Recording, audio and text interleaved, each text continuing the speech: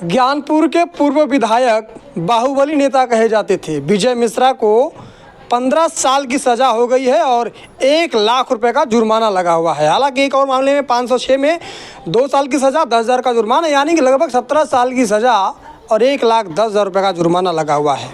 लगातार कई मुसीबत आ रही है और कई ऐसे केस हैं जिन पर विजय मिश्रा लगातार फंसते जा रहे हैं।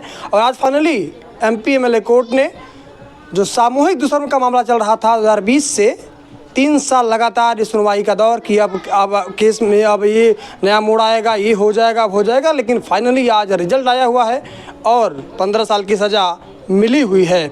बातचीत करेंगे, डी के प्रभारी प्रमुख है हमारे साथ और सबसे बड़ी बात है कि उनका खिलाफ जो ध्वस्त करने में इनका अहम रोल रहा है, क्योंकि विधानसभा के चुनाव में जिस तरह से पूरी रणनीति तैयार करी, पूरे क्षेत्र में जो पूरा माहौल बनाया, विजय मिश्रा का जो पूरा गढ़ रहा, जो उनके लोग रहे, सब ध्वस्त होते चले गए। बातचीत करेंगे और जानेंगे कि क्या कुछ हो सकता है। और भी तमाम केसेस चल रहे हैं और साथ ही साथ एक चर्चा और भी है लोकसभा का, वो भी सवाल करेंगे, अभी बताएंगे नहीं आपको कि आज जो फैसला आया हुआ है 15 साल 17 साल की सज़ा हो गई, लाखों रुपए, हालांकि पैसा उसके पास तो होगा ही, लेकिन करोड़ों रुपए का उसका मकान ज़मीन तो जब्त आप लोगों ने करवा ही दिया।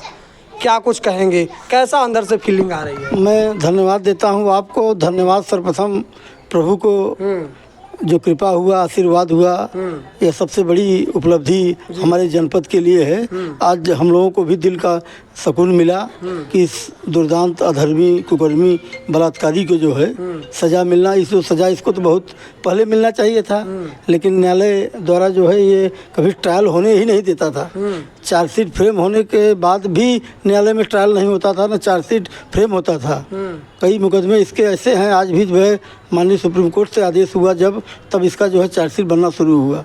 आज करीब 20 से 21 मुकदमे में जो है ट्रायल चल रहा है और आज माननीय न्यायालय द्वारा इसको 15 साल 376 एन में सज़ा हुआ और 506 में 2 साल की सज़ा हुआ। 1,10,000 रुपया दोनों में अर्थदंड दिया गया।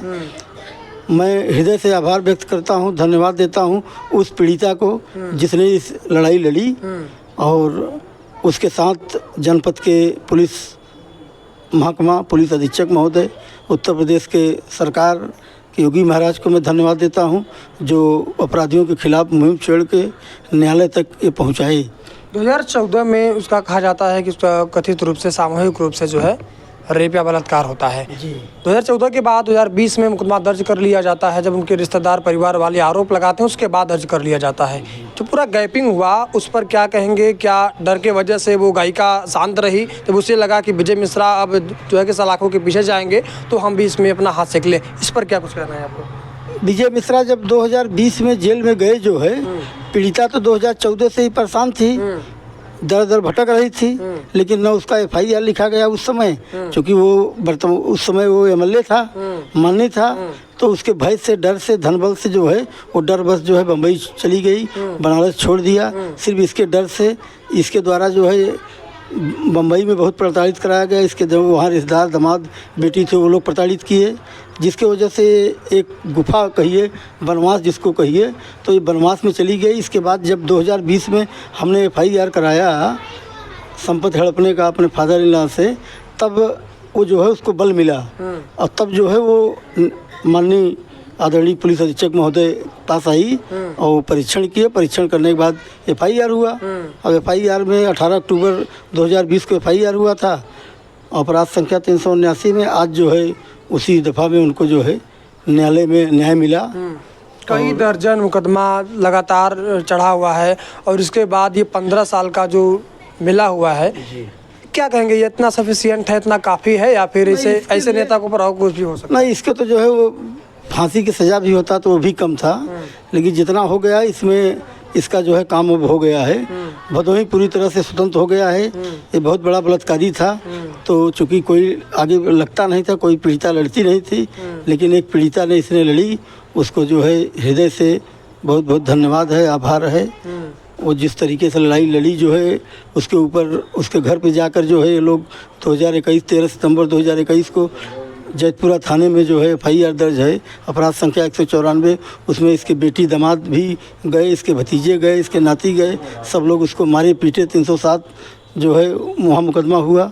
उसमें कल 1 तारीख को, कल 3 तारीख था ना 3 तारीख को उच्च न्यायालय इलाहाबाद से वही विष्णु मिश्रा का बेल खारिज हुआ और 31 अक्टूबर 2023 को 31 तारीख को जो है माननीय उच्चतम न्यायालय सुप्रीम कोर्ट से भी उसका बेल खारिज हुआ, जो हमने 4/8/2020 को FIR कराया था, उसमें भी बेल खारिज हो गया। कल हाई कोर्ट से भी बेल खारिज हो गया है।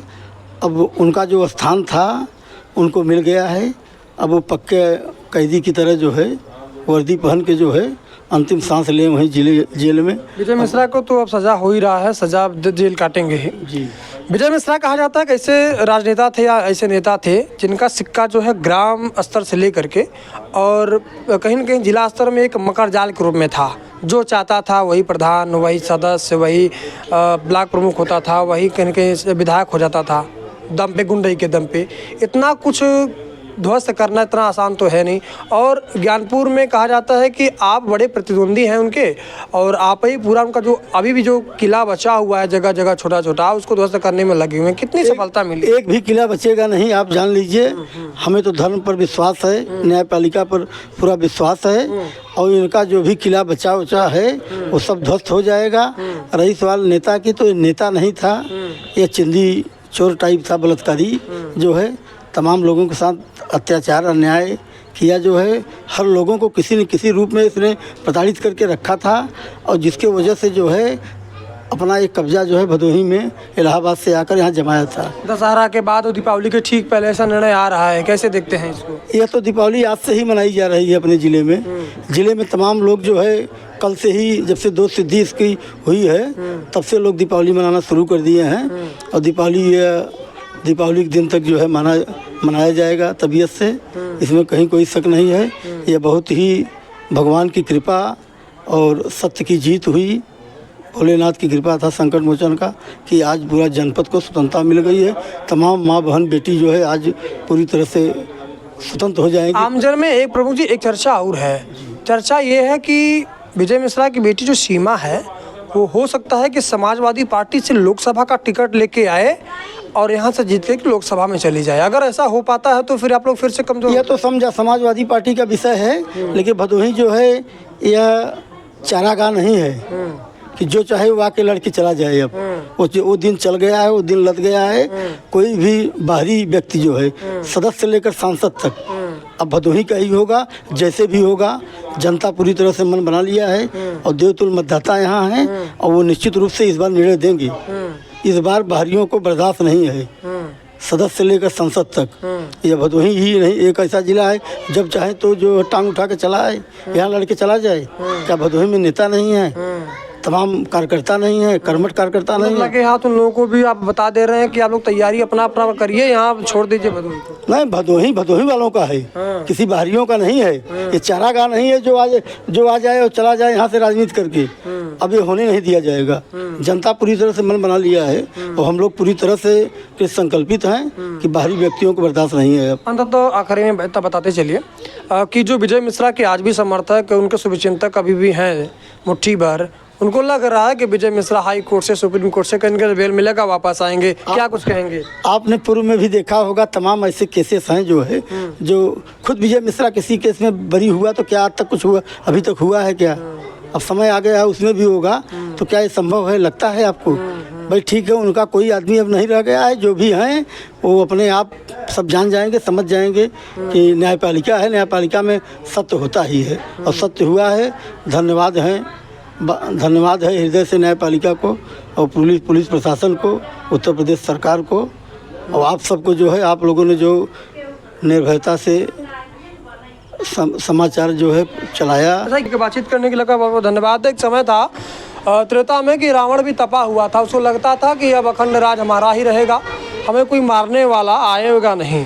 लेकिन कहते हैं ना कि अगर समय आ जाएगा तो रावण से भी तपे तपे लोग जो है इस लोक से जाएंगे। तो राजनीति का कहीं न कहीं भदोही का रावण था विजय मिश्रा, क्योंकि ग्राम प्रधान से लेकर के जिला पंचायत और कहीं न कहीं अध्यक्षी तक और इसके साथ ही विधानसभा और लोकसभा में सीधे हस्तक्षेप करना और अपनी मनमानी करना, ये पूरा जनपद, पूरा पूर्वांचल देखता था। तो आज निर्णय आया है, आप क्या सोचते हैं कमेंट बॉक्स में बताइएगा। और क्या कुछ हो सकता है आगामी लोकसभा चुनाव में, आपकी क्या राय है ये बताना मत भूलिएगा। बाकी आप द रियल हिंदुस्तान देखते रहिए। जय हिंद।